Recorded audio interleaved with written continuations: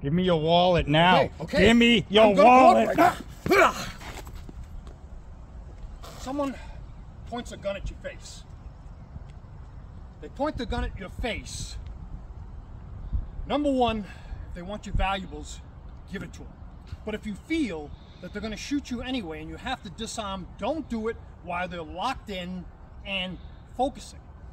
Do it while they're talking. Now, for the disarm itself, I'm going to do 4 things at once. My head's going to move off the line. My head moves off the line. I'm going to grab the slide. My other hand, the ridge hand, is going to go right into the crook of the wrist. And I'm going to wrap the gun like I'm wrapping a vine around a branch.